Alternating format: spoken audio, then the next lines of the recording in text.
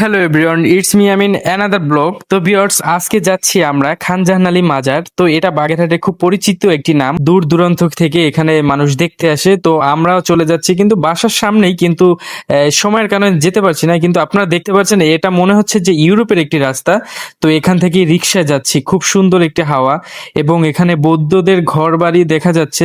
তো ফাইনালি আমরা যখন চলে আসলাম মাজারের গেটের সামনে, তখন এখানে সুন্দর একটি আবাসিক হোটেল রয়েছে। আপনারা যারা দূর থেকে আসবেন এটা উপভোগ করতে, তখনই আপনারা এই সব সুন্দর মনোরম পরিবেশে আপনারা এখানে থাকতে পারবেন এবং বাগেরহাটের সুন্দর একটা ভিউ দেখতে পারবেন ছাদ থেকে। তো যাই হোক, আমরা দেখতে দেখতে চলে আসলাম।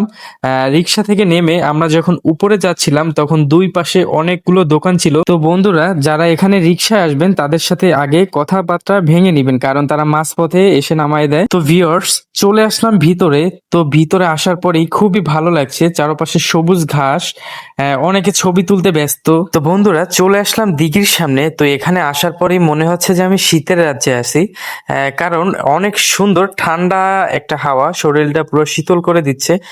এবং চারপাশের পরিবেশটা খুব সুন্দর, মন চায় বসেই থাকি। আমার কাছে পার্সোনালি খুব ভালো লেগেছে।